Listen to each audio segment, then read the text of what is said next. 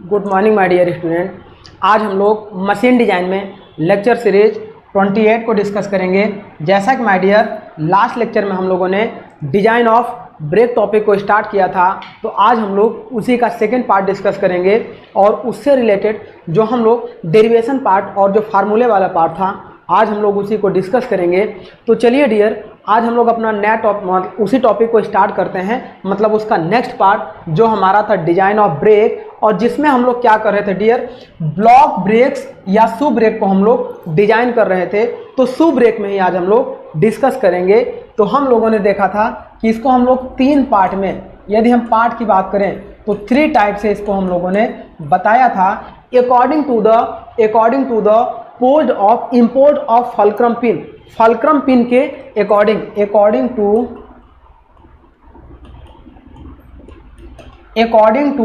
Fulcrum pin position of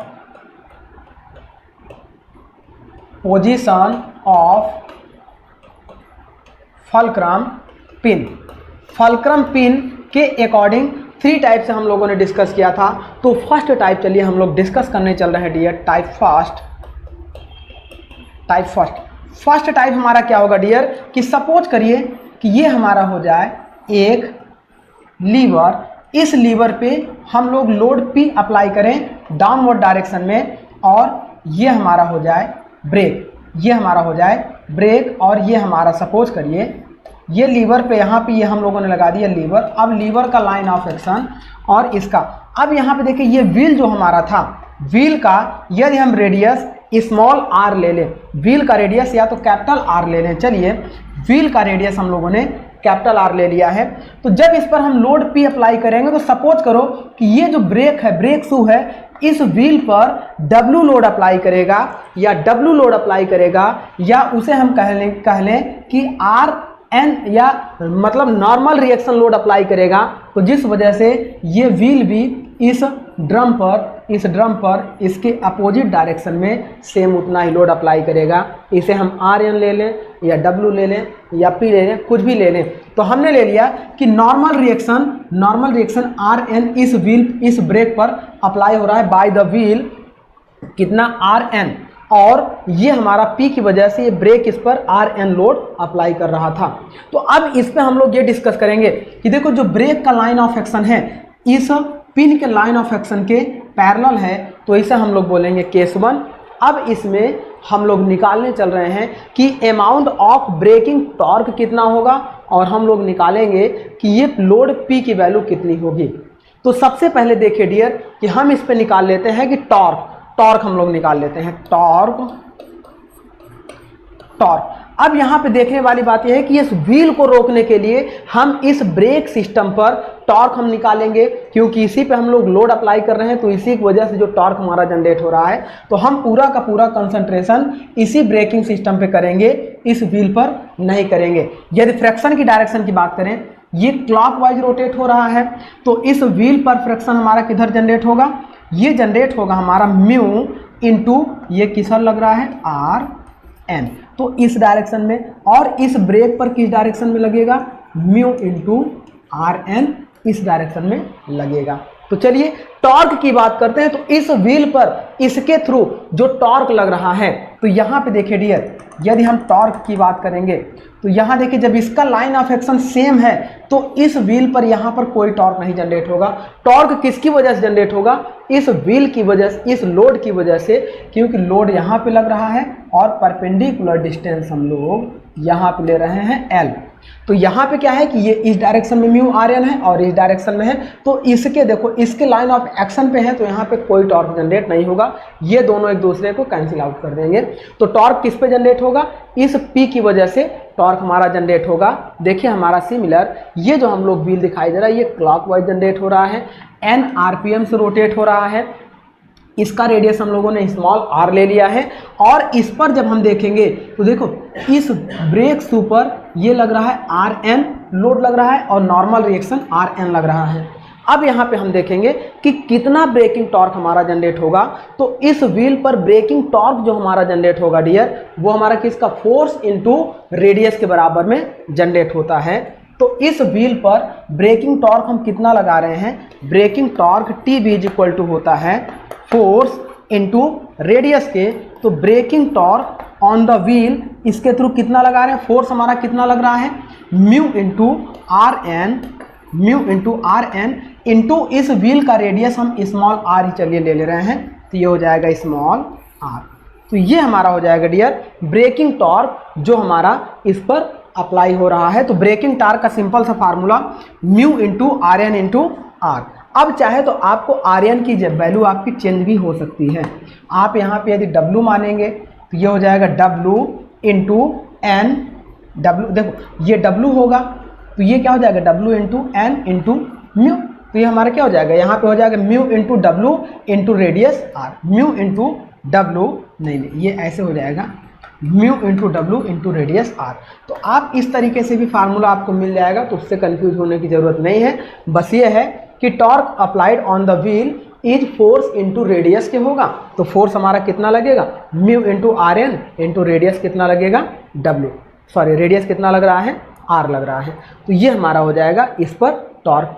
अब इसके बाद ये जो लोड हम लोग अप्लाई कर रहे हैं, लोड की वैल्यू जब निकालेंगे तो ये दो तरीके से निकालेंगे। हमने आपको बताया था कि एक आपका ये जो लाइन ऑफ एक्शन है, इस लाइन ऑफ एक्शन के अकॉर्डिंग यदि इसकी वैल्यू 2 थीटा हो तो 2 थीटा के अकॉर्डिंग एक हम लोग निकालेंगे शॉर्ट ब्रेक के लिए और एक हम लोग निकालेंगे लॉन्ग ब्रेक के लिए। तो शॉर्ट ब्रेक के लिए देखिए केवल आपको इतना याद रखना है, शॉर्ट ब्रेक के लिए जो टॉर्क टीबी की वैल्यू आएगी वो आएगी mu into R N into R, जो हमारा इस व्हील की वजह से आ रही है। और लॉन्ग ब्रेक के लिए केवल आप फार्मूला याद रखिएगा, लॉन्ग ब्रेक का मतलब 2 theta is greater than 45 degree.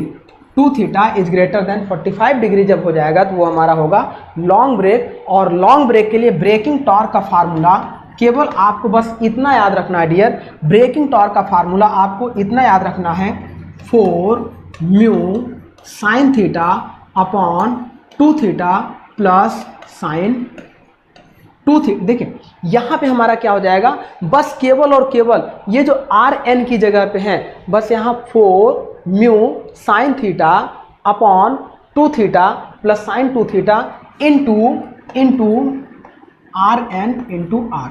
Are N का मतलब क्या हो जाएगा, ये नॉर्मल रिएक्शन इंटू ये हो जाएगा। केवल इतनी वैल्यू आपको याद रखनी है, किसके लिए, लॉन्ग ब्रेक के लिए। लॉन्ग ब्रेक शू के लिए हम लोग ब्रेकिंग टॉर्क निकालेंगे तो 4 mu sine theta upon 2 theta plus sine 2 theta और बाहर में R N into R. R N क्या है हमारा, ये जो हमारा नॉर्मल रिएक्शन फोर्सेस पे लग रहा है। तो अब बात करेंगे, अब इसको चाहे तो हम ऐसे भी कर सकते हैं, T B is equal to इस पूरे की वैल्यू को हम लोग ले लें म्यू एन, म्यू डैश ले लें, mu dash into R N into R. तो आप चाहे तो आप इसको इस तरह से याद कर सकते हैं। देखिए जब हमारा शॉर्ट ब्रेक्स होगा तो ये हो जाएगा mu into R N into R हो जाएगा। और लॉन्ग ब्रेक के लिए T B is equal to mu dash into R N into R हो जाएगा। शॉर्ट ब्रेक के लिए म्यू आपका हो जाएगा coefficient of fraction,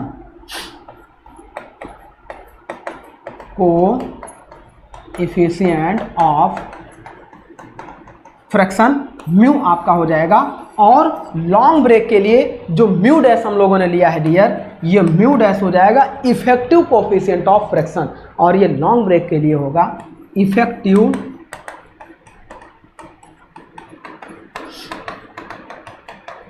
coefficient of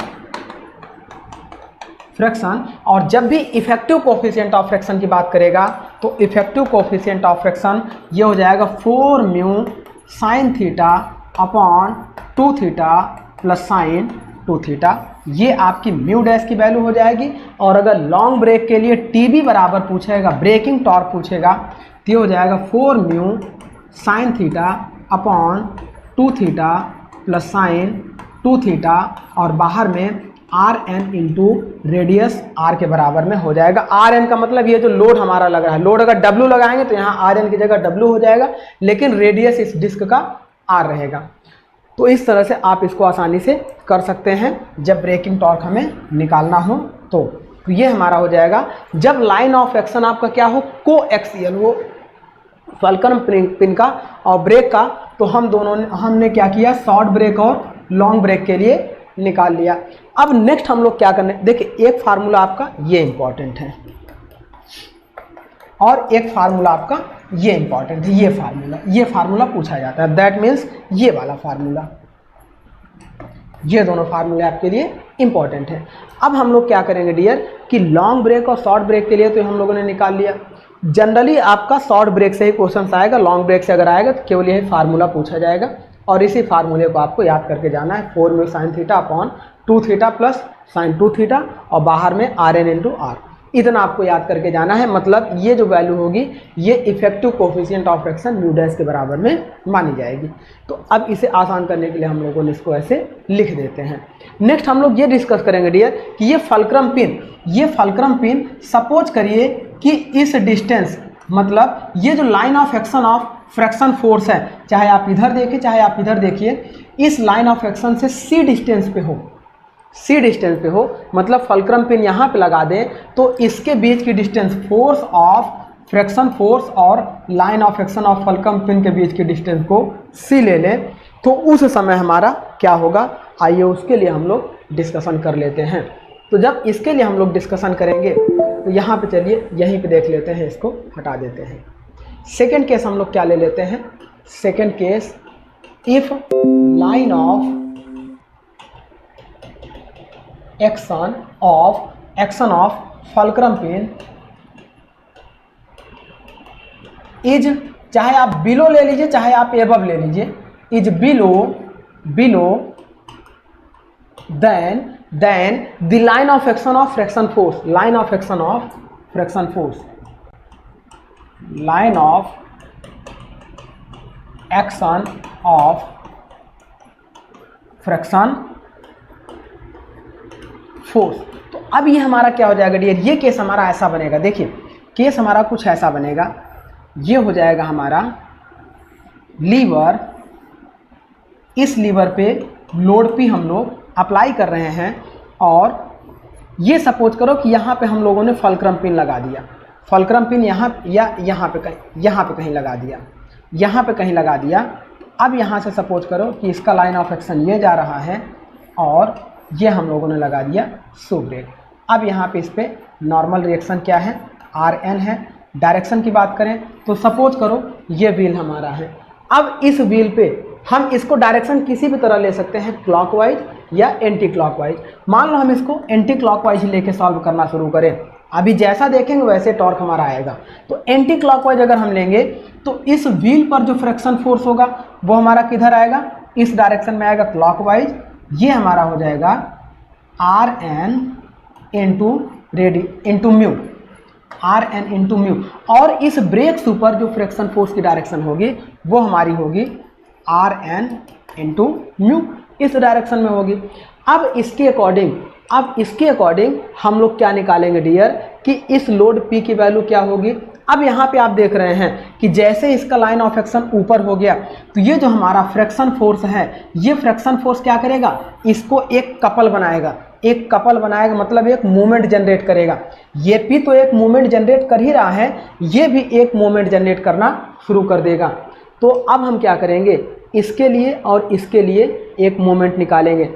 और कैसे निकालेंगे, तो हम ये जानते हैं कि ये फल्क्रम पिन पर सभी मोमेंट हम लोग क्या करेंगे, सम ऑफ ऑल मोमेंट आर 0 हम लोग मानेंगे। तो ये हमारी इक्वेशन क्या रहेगी, बैलेंस रहेगी। इफ हम लोग ऐसे मान लें summation of moment on hinge मतलब क्या हो जाएगा, इस हिंज पर फल्क्रम पिन पर इसको हम लोग क्या मान लें, 0 मान लेंगे। तो उस समय हम लोग क्या करेंगे, टोटल मोमेंट निकालेंगे। टोटल मोमेंट का मतलब पहले हम लोग इसका मोमेंट निकाल लें, ये कितने डिस्टेंस पे लगा है, ये लगा है L डिस्टेंस पर लगा है। दैट मीन्स इसका मोमेंट हमारा हो जाएगा P into load into perpendicular distance क्या हो जाएगा L।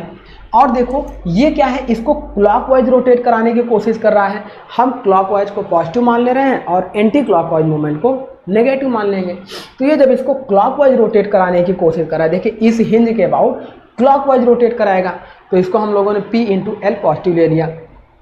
सेकेंड मोमेंट की हम बात करेंगे तो हम ब्रेक की डिजाइन कर रहे हैं, तो ब्रेक की हमारी डिजाइन क्या हो जाएगी डियर, देखो ये जो हमारा ब्रेक पर फ्रिक्शन फोर्स लग रहा है किधर, इस डायरेक्शन में लग रहा है और पिन के नीचे है, तो यह भी इसको क्लॉकवाइज मोमेंट बनाने की कोशिश करेगा।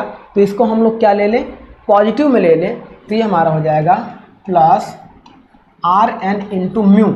ये इतना फोर्स हो गया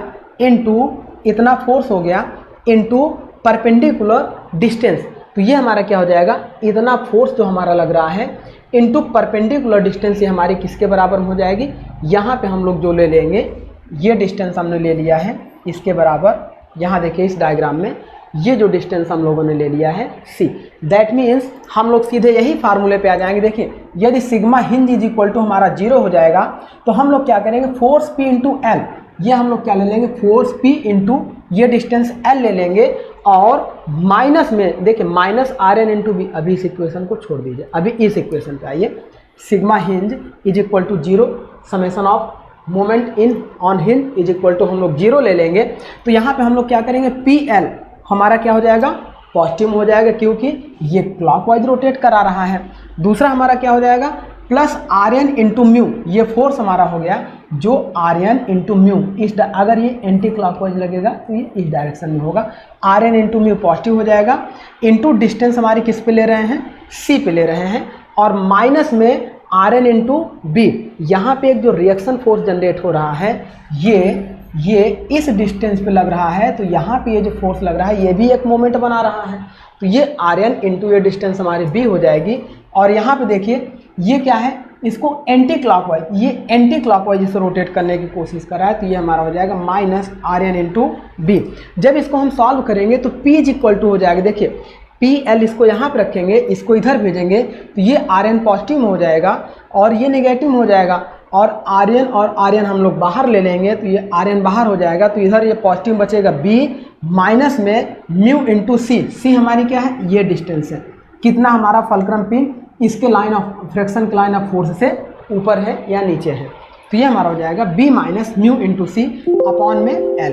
तो एक फार्मूला हमारा ये निकल के आएगा, जब फल्क्रम पिन हमारी क्या होगी, ऊपर या नीचे होगी, कितना डिस्टेंस, सी डिस्टेंस पे होगी, तो फल्क्रम पिन हमारी सी डिस्टेंस पे क्या है, ऊपर या नीचे है, तो देन लोड पी की वैल्यू हमारी आएगी आर एन और ब्रैकेट में B minus mu into C upon L हो जाएगा।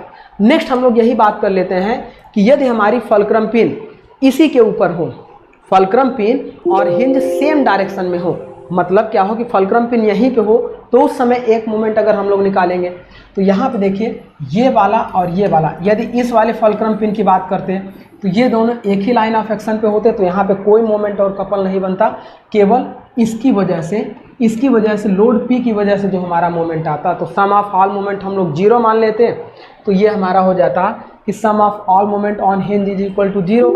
देन इस लोड P की वजह से load P into perpendicular distance L, तो ये हमारा हो जाएगा पहला moment, load P into perpendicular distance L into ये वाला लोड। देखिए ये इस वाले लोड की वजह से तो 0 हो जाएगा, लेकिन एक लोड हमारा इस डायरेक्शन में लग रहा है RN, इस RN और परपेंडिकुलर डिस्टेंस कितना B लग रहा है, तो एक मोमेंट ये तो जनरेट करेगा, तो यहाँ पे हो जाएगा मोमेंट। और ये देखिए ये क्लॉकवाइज लग रहा है और ये ऊपर की ओर लग रहा है, तो मतलब इसे एंटी क्लॉकवाइज रोटेट कराएगा, तो ये हो जाएगा minus R N into B. R N इसकी वैल्यू है और बी इसके बीच का distance, load into perpendicular distance हो गया, तो ये हो जाएगा P L minus R N into B is equal to 0। यहाँ से अगर हम लोड पी की वैल्यू निकालेंगे तो ये आर एन राइट साइड में चला जाएगा, तो ये हो जाएगा R N into B upon L. तो एक इक्वेशन हमारी ये हो गई।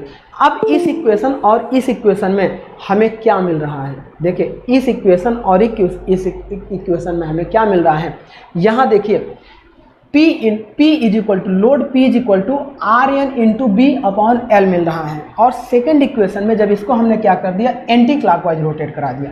जब क्लॉकवाइज रोटेट करा रहे थे तो हमारा कुछ ऐसा मिल रहा था, लेकिन इसका लाइन ऑफ एक्शन पिन का और इसका ब्रेक फ्रिक्शन फोर्स का लाइन ऑफ एक्शन एक पे ही था, लेकिन इसको हमने C डिस्टेंस पे ऊपर कर दिया या नीचे कर दिया, तो ये मिलने लगा।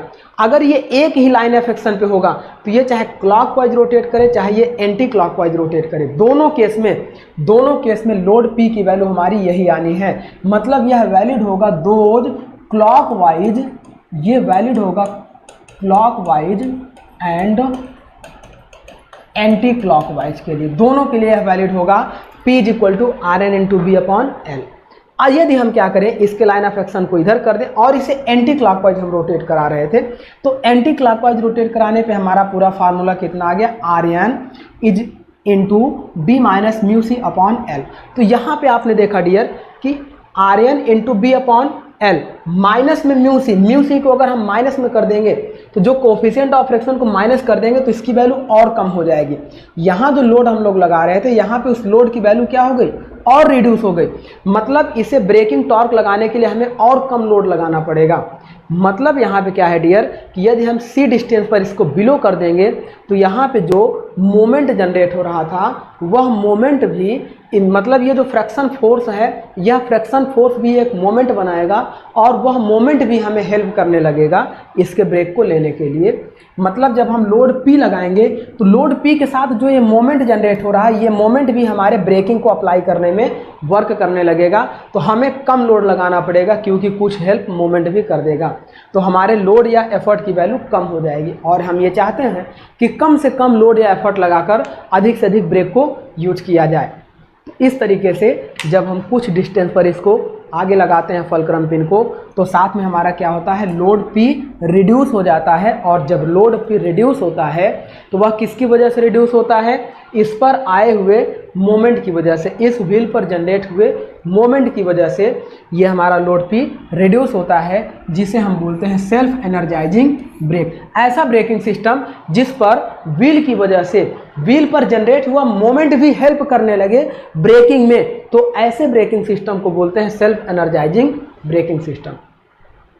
अब ये होगा कि यदि हम क्या करें, लोड की वैल्यू घटाते जाएं, यहाँ पे मोमेंट बहुत बढ़ जाए, एक समय ऐसा आ जाए कि लोड जीरो हो जाए, विदाउट लोड लगाए हमारा ब्रेक क्या हो, लगने लगे, तो ऐसे ब्रेकिंग सिस्टम तो हमें नहीं चाहिए। क्योंकि हम बिना ब्रेक लगाए ही अगर ब्रेक हमारा लगने लगेगा तो वो ब्रेक अनकंट्रोल्ड हो जाएगा। जब ब्रेक अपने मन से लगेगा, ब्रेक हमारा ऐसा होना चाहिए कि जब हम ब्रेक चाहें तब हमारा ब्रेक अप्लाई हो। अगर हम नहीं चाह रहे हैं उस समय भी ब्रेक अप्लाई हो रहा है तो ये हमारे लिए हार्मफुल है। तो ब्रेक हमेशा हमारे कंट्रोल में होना चाहिए, और हमारे कंट्रोल में तभी होगा जब ये लोड हमारे कंट्रोल में होगा जो हम एक्सटर्नली अप्लाई करते हैं।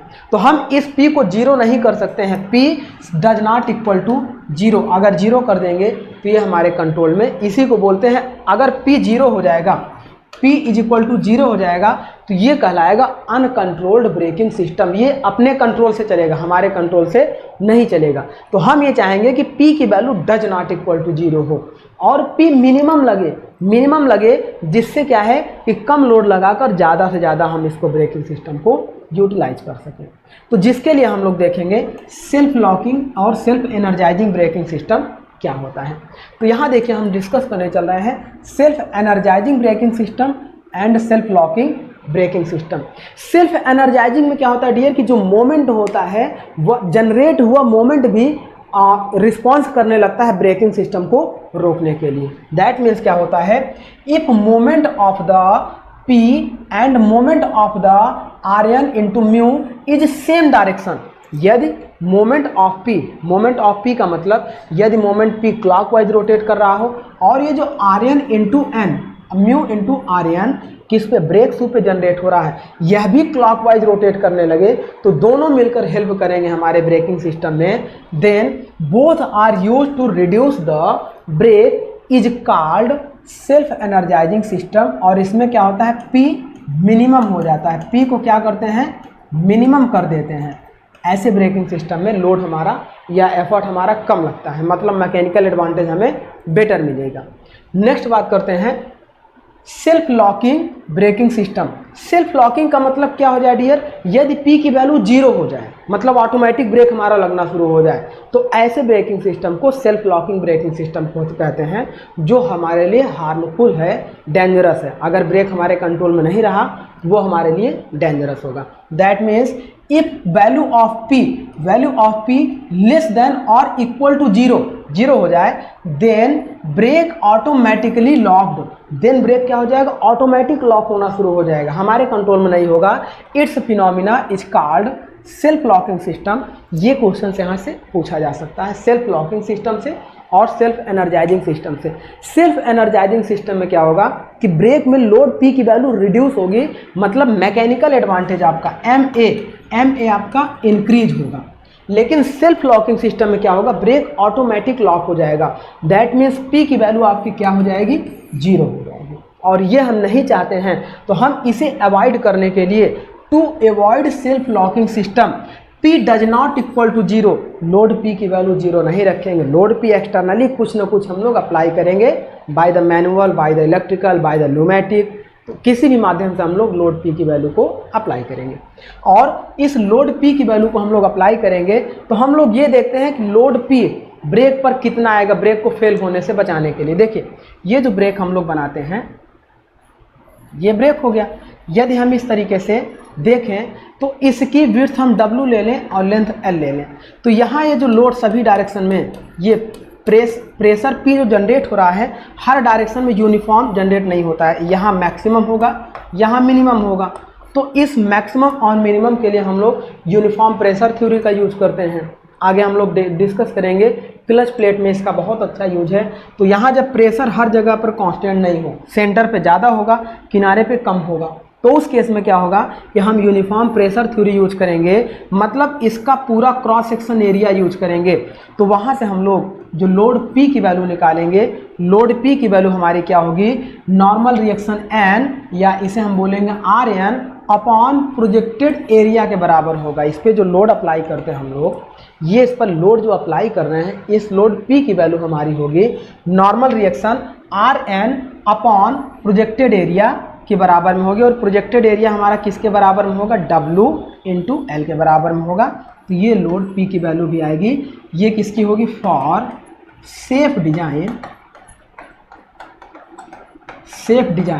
Of brake shoe, brake shoe की सेफ डिजाइनिंग के लिए, ताकि ब्रेक शू हमारा फेल ना हो। यदि ब्रेक शू फेल होगा तो ये इक्वेशन फॉलो नहीं होगी। P is equal to RN upon W into L के होगा, where RN is the normal reaction force and W is the width of the brake shoe and L is the length of the brake shoe. तो ये हमारा होता है normal reaction. तो इस तरीके से डियर हम लोगों ने डिस्कस किया कि किसी भी ब्रेक में देखो, ये जो लाइन ऑफ एक्शन ऊपर रखो या नीचे रखो, दोनों केस में यही आपकी डेरिवेशन आने वाली है, मतलब यही फार्मूला आने वाला है। बस अंतर इतना आएगा कि यदि इसकी आप क्लॉकवाइज डायरेक्शन ले लेंगे तो यहाँ ये माइनस का प्लस, देखो जो क्लॉकवाइज होता है मोमेंट वो प्लस लिया जाएगा, एंटी क्लॉकवाइज होगा तो माइनस लिया जाएगा। तो केवल मोमेंट में चेंजेस आएंगे और उसके अकॉर्डिंग हमारी लगभग यही फार्मूला जनरेट होगा। तो इस तरीके से इस फार्मूले को आपको ध्यान में रखना है। और एक फार्मूला आपको ब्रेकिंग टॉर्क, और ब्रेकिंग टॉर्क कब, शॉर्ट ब्रेक्स और लॉन्ग ब्रेक के लिए, जब एक ही लाइन ऑफ एक्शन में हो तो उसके लिए आपको याद रखना है। मतलब ये दोनों फार्मूले आपके लिए इंपॉर्टेंट है। चलिए आगे बात करते हैं। ब्लॉक ब्रेक में हम कुछ इंपॉर्टेंट पॉइंट्स जो भी हम लोगों ने डिस्कस किया, उसके लिए हम लोग डिस्कस करते हैं कि in self energising braking system. Self energising का मतलब क्या होगा, मोमेंट हमारा रिस्पॉन्स करने लगेगा। मोमेंट हमारा क्या है, जो म्यू इंटू आर एन है, म्यू इंटू आर एन है, ये हमारा रिस्पॉन्स करने लगेगा। किसके लिए, सेल्फ एनर्जाइजिंग ब्रेकिंग सिस्टम के लिए। और सेल्फ लॉकिंग तब होगा जब P की वैल्यू हमारी क्या हो जाएगी, 0 हो जाएगी। If P is 0 then it is called self locking brake. वही जो अभी हम लोगों ने डिस्कस किया। अनकंट्रोल्ड क्या हो जाएगा, uncontrolled if P is negative, 0 से भी कम हो जाए तो ये हमारा क्या होगा, अनकंट्रोल्ड ब्रेकिंग सिस्टम। हमारे कंट्रोल में ब्रेक नहीं है, हम ब्रेक चाहकर लगा रहे हैं, नहीं हम नहीं लगा रहे हैं, ब्रेक ऑटोमेटिक लग जा रहा है, उसे बोलते हैं अनकंट्रोल्ड ब्रेकिंग सिस्टम।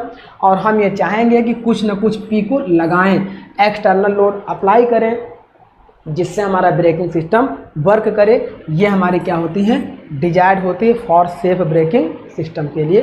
तो ये 3 कंडीशन आपको याद रखनी है। इसी के लिए यहाँ पे हम लोगों ने क्या डिस्कस किया था, for the given configuration of block brakes and clockwise rotation of the drum.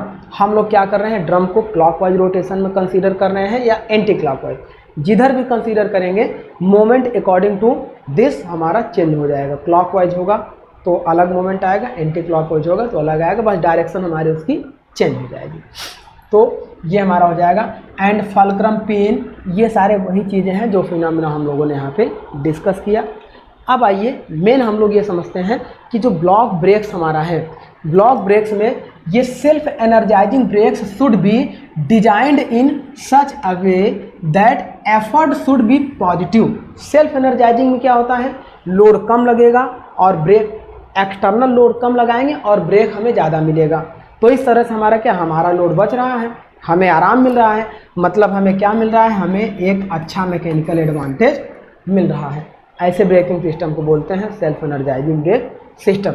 That means effort will be positive and as minimum possible, जितना मिनिमम एफर्ट हो सकता है उतना। लेकिन अगर वही एफर्ट जीरो हो जाए तो ये कहलाएगा self locking break system.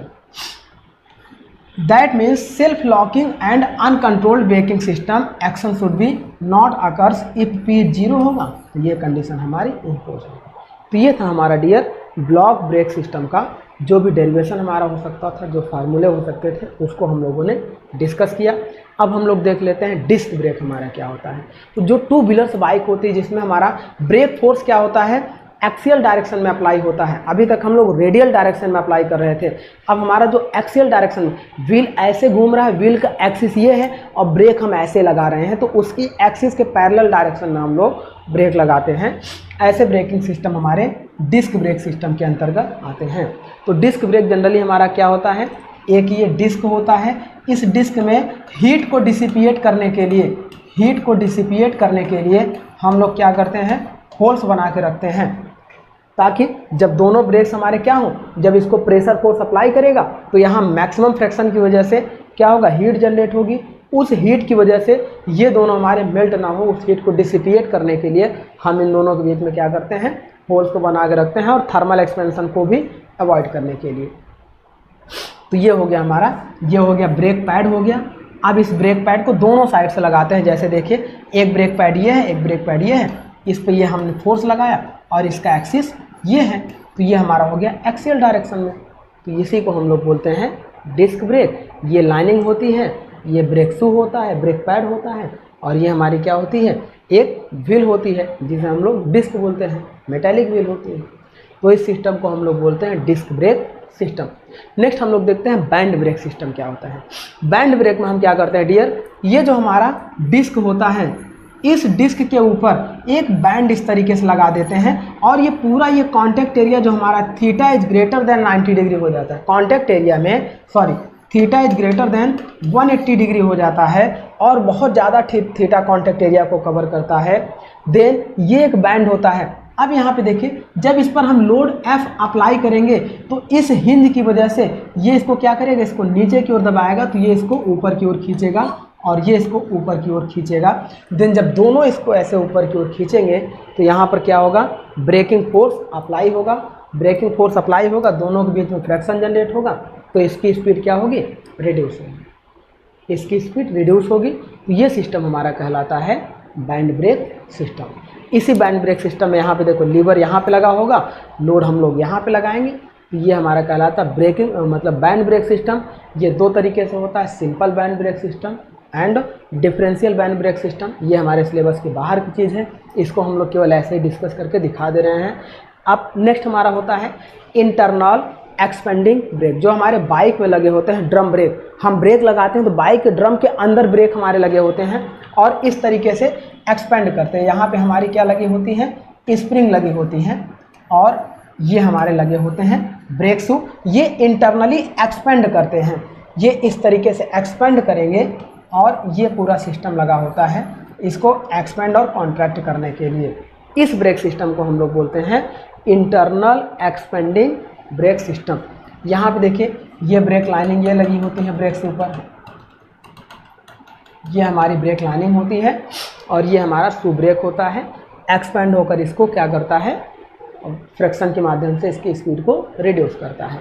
That means हमारा क्या होता है, it consist of shoe which is pivoted at one end and subjected to an actually force P at the other end।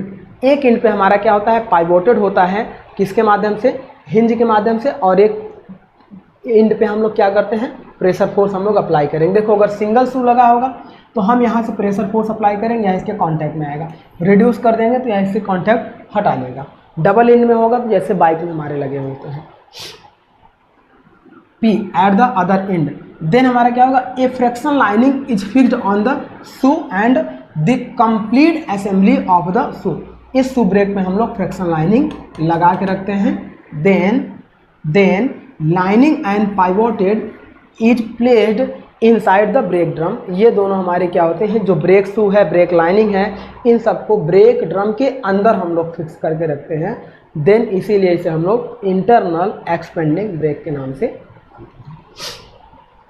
Internal shoe brakes with two symmetrical shoe.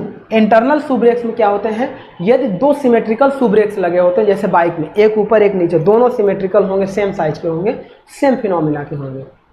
Are used on all automobile vehicles. लगभग सभी mobile vehicles में अगर जहां disc brake नहीं लगा है, drum brake लगा है, तो वहां पर हमारे क्या होंगे, two symmetrical brakes are used. Then the actuating force is usually provided by means of a hydraulic cylinder और कैम मैकेनिज्म। या तो उसे हम लोग हाइड्रोलिक सिलेंडर के माध्यम से उस पर फोर्स अप्लाई करते हैं, या जो हम लोग टू व्हीलर में पैर के माध्यम से कैम शाफ्ट को लगाकर अप्लाई करते हैं। तो इस तरह से हम इसको क्या करते हैं, ब्रेकिंग सिस्टम को यूज करते हैं इंटरनल एक्सपेंडिंग ब्रेक में। तो ये हमारा होता है इस तरीके से internal expanding brake system. Main आपको इसमें क्या ध्यान में रखना है डियर, मेन आपको यही ध्यान में रखना है जो हम लोगों ने design of shoe brake discuss किया था। डिजाइन ऑफ शू ब्रेक में यही हम लोगों को ध्यान में रखना है। पहला केस हम लोगों ने एक बार फिर से देख ले रहे हैं, ये हमारा होता है और ये हमारा है लीवर, और इस लीवर पे यदि यहाँ पे हम लोड P अप्लाई कर रहे हैं, इसकी लाइन ऑफ एक्शन यदि मान लो यहाँ पे ये हमारा व्हील हो गया, इस पे इसका रेडियस हमारा स्मॉल r हो जाए। सपोज करो कि नॉर्मल रिएक्शन n इस पे अप्लाई कर रहा हो, या नॉर्मल रिएक्शन Rn अप्लाई कर रहा हो, तो ये जो हमारा है ब्रेक शू, इस पर भी हमारा क्या करेगा, ये लोड हमारे Rn को अप्लाई कर रहा है। अब यहाँ पे अगर हम इसको क्लॉकवाइज डायरेक्शन में रोटेट करा रहे थे, तो यहाँ से हम लोगों ने देखा था क्लॉकवाइज डायरेक्शन में जब रोटेट हो रहा था तो हम लोग braking torque TB for short, ये शॉर्ट के लिए, शॉर्ट ब्रेक के लिए braking torque is equal to हम लोगों का क्या होता था, ब्रेकिंग फोर्स क्या लग रहा है, इधर लग रहा है म्यू इंटू Rn। यही तो रिस्पॉन्स करेगा, यदि ये क्लॉकवाइज घूम रहा है तो ये रिस्पॉन्स करेगा।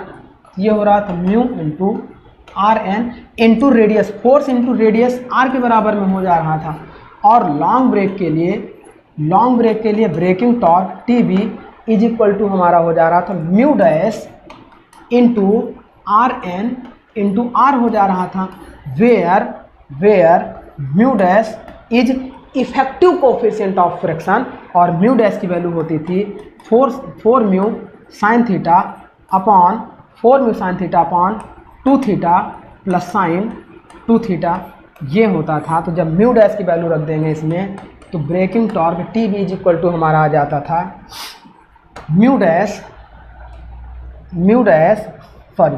ब्रेकिंग टॉर्क आ जा रहा था हमारा 4 mu sine theta upon 2 theta plus sine 2 theta into बाहर में Rn इंटू R।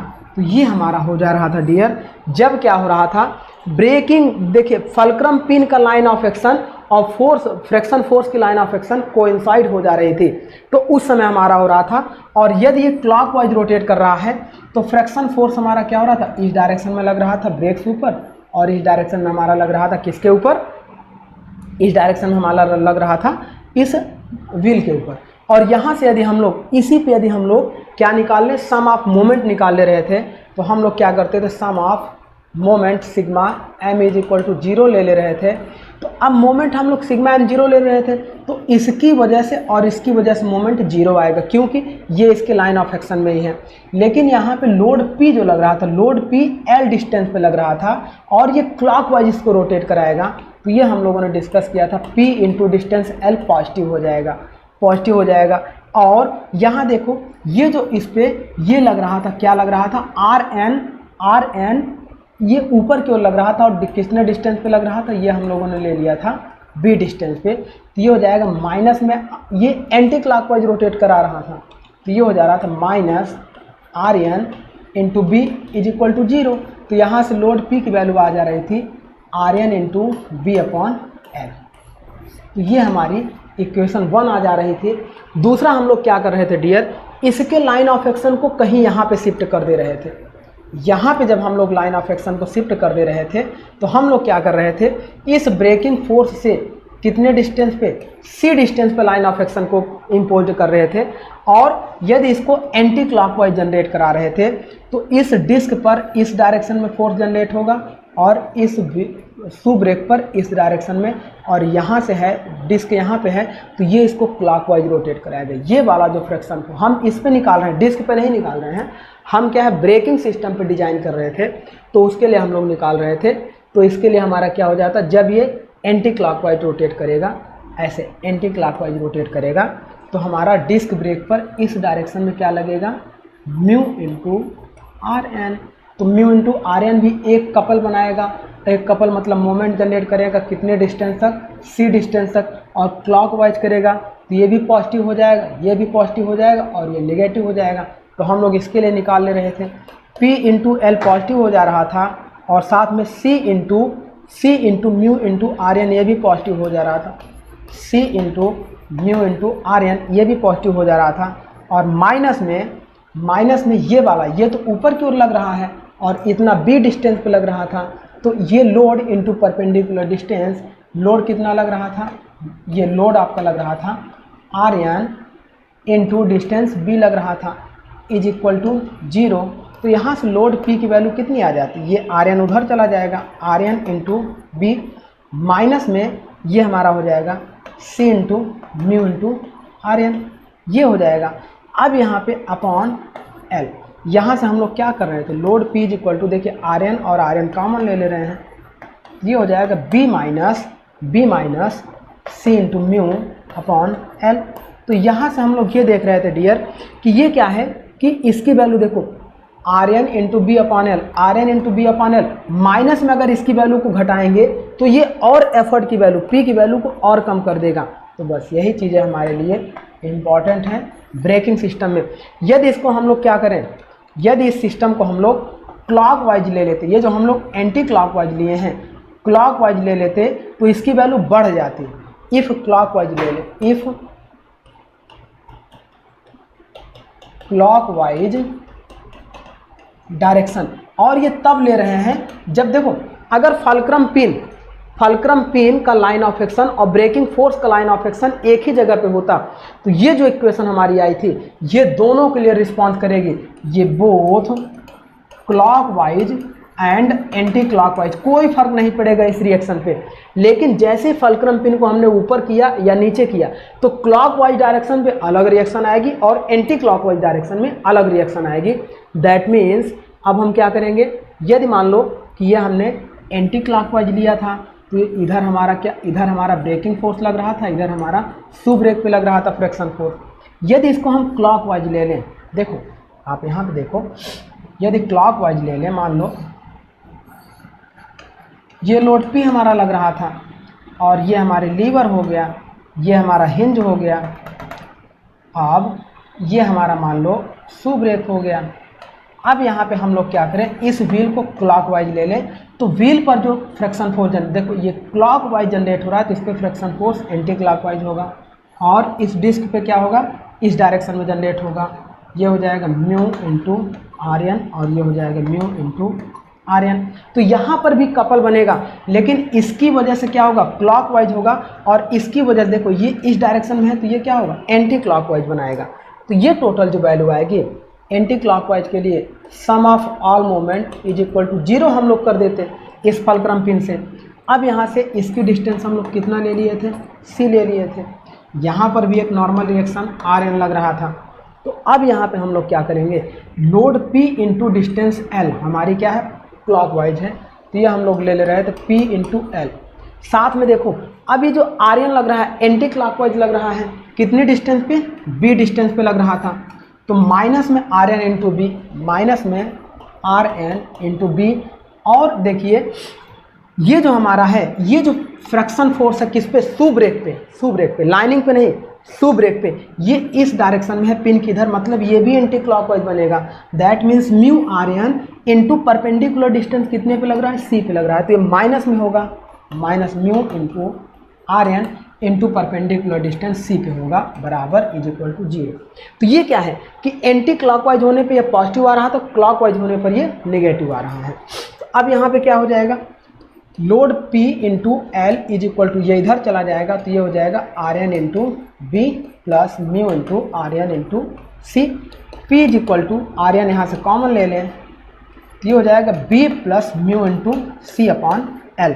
तो यहाँ से देखिए यहाँ से प्लस हो गया, मतलब वैल्यू और बढ़ गई, मतलब लोड और हमें लगाना पड़ेगा, एफर्ट की वैल्यू को और लगाना पड़ेगा। तो ये अंतर आता है डियर डायरेक्शन को बदलने से। डायरेक्शन जैसे ही क्लॉकवाइज और एंटी क्लॉकवाइज हुई तो लोड की वैल्यू बढ़ जाएगी। इसका मतलब अब इसमें देखिए जो इक्वेशन हमारी थर्ड है, इसमें एफर्ट ज़्यादा लगाना पड़ेगा तब हमें उतना ब्रेकिंग फोर्स मिलेगा, लेकिन इसके पहले इसमें देखिए हमें क्या है, एफर्ट बहुत कम लगाया, साथ में ये जो सी इंटू म्यू है ये भी ऐड हो गया ब्रेकिंग फोर्स में। ये बेसिक डिफरेंस हमारा होता है डायरेक्शन के लिए। इसका मतलब इसमें क्या हुआ था, इसमें हमारा ये हुआ था कि ये जो हमारा देखो लोड P इस डायरेक्शन में क्लॉकवाइज लग रहा था और जो फ्रैक्शन फोर्स है ये भी क्लॉकवाइज लग रहा था, किस पे, इस ब्रेक शू पे। ब्रेक शू पे फ्रैक्शन फोर्स की डायरेक्शन और लोड P की डायरेक्शन यदि सेम हो तो उस समय मिनिमम एफर्ट पर हम इसको रोक सकते हैं। लेकिन इस केस में देखिए, इस केस में देखिए लोड P क्लॉकवाइज में है और इस ब्रेक शू पे जो फ्रैक्शन फोर्स है वो एंटी क्लॉकवाइज है। यदि fraction force on break shoe and load effort की डायरेक्शन अपोजिट हो जाए, दोनों की डायरेक्शन अपोजिट हो जाए तो आपका क्या होगा, एफर्ट की वैल्यू को ज़्यादा लगाना पड़ेगा। तो ये आपके क्वेश्चंस बनते हैं डियर, तो इस तरीके से आप इसको ध्यान में रखेंगे। ये था हमारा आज का लेक्चर जो हम लोगों ने डिज़ाइन ऑफ ब्रेक को कंप्लीट किया अच्छे से, जितने मैक्सिमम इस पे क्वेश्चन बन सकते थे उसको हम लोगों ने डिस्कस किया रिवीजन करके भी। तो आई होप आपको सारी चीज़ें अच्छे से समझ में आई होगी। तो चलिए माय डियर, आज का टॉपिक हम लोग यहीं पे स्टॉप करेंगे। Thank you my dear.